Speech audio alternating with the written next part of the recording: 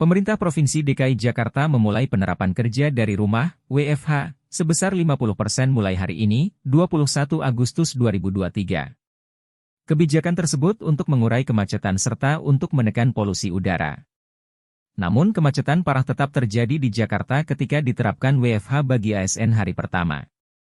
Seperti terpantau di Jalan Daan Mogot, Jakarta Barat, kemacetan mengular karena tingginya volume kendaraan yang melintas.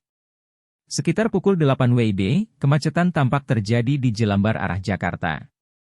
Sedangkan arah sebaliknya yaitu Kalideres Tangerang terpantau lancar. Bahkan beberapa pengendara motor menaiki trotoar untuk menghindari macet. Tidak hanya itu, banyak pemotor terlihat menerobos jalur Transjakarta.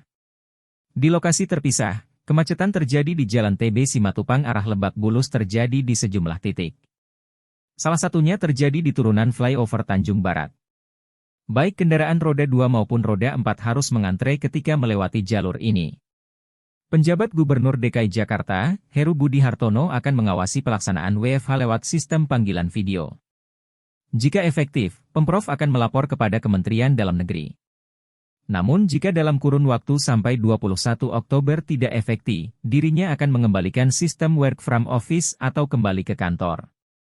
Tidak semua ASN memiliki hak untuk melaksanakan WFH. Kehadiran 50% ASN yang melaksanakan WFH ini tidak berlaku bagi ASN yang bekerja di Satuan Pelayanan Publik. Kebijakan WFH ini tidak berlaku pada ASN yang bekerja di pelayanan masyarakat, seperti RSUD, Puskesmas, Satpol PP, Dinas Penanggulangan Kebakaran dan Penyelamatan, Dinas Perhubungan, hingga pelayanan tingkat kelurahan. Heru Budi mengultimatum kepada para ASN untuk mengedepankan kedisiplinan walaupun bekerja dari rumah. Ia pun mengungkap akan mengambil tindakan tegas jika performa para ASN yang melaksanakan WFH dinilai tidak optimal. Sementara Heru mengatakan pihaknya tak mewajibkan sektor swasta mengambil langkah serupa. Ia menyerahkan kebijakan WFH kepada masing-masing perusahaan untuk menjaga kualitas udara. Mereka berbisnis dan supaya maju usahanya harus kami perhatikan, kata Heru. ASN yang dikecualikan dari WFH yakni yang bersinggungan dengan layanan publik.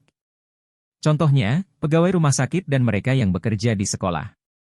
Kebijakan WFH akan ditingkatkan dari 50% menjadi 75% saat konferensi tingkat tinggi, KTT, ASEAN, pada 9 hingga 11 September 2023. Sebelumnya, Presiden Joko Widodo berencana melakukan hybrid working di DKI Jakarta. Diperlukan, kita harus berani mendorong untuk banyak kantor melaksanakan hybrid working. Work from office, work from home, mungkin saya nggak tahu nanti dari kesepakatan di rapat terbatas ini. Apakah 7525 atau angka yang lain. Yang kedua, dalam jangka menengah, konsisten melaksanakan kebijakan mengurangi penggunaan kendaraan berbasis fosil dan segera beralih ke transportasi massal. Saya kira bulan ini LRT segera dioperasionalkan, MRT juga sudah beroperasi, kemudian kereta cepat bulan depan juga sudah beroperasi, dan juga percepatan elektrifikasi kendaraan umum dengan bantuan pemerintah. Yang ketiga, dalam jangka panjang, perlu memperkuat aksi mitigasi dan adaptasi perubahan iklim. Harus dilakukan pengawasan kepada sektor industri dan pembangkit listrik, terutama di sekitar Jabodetabek. Menurutnya, hal tersebut merupakan strategi jangka pendek untuk mengurangi polusi udara di ibu kota. Jokowi memberi sinyal total pekerja yang bekerja dari rumah berkisar 25% sampai 75%. Namun, Kepala Negara menyatakan besaran pekerja yang bekerja dari rumah akan ditentukan dalam rapat terbatas selanjutnya.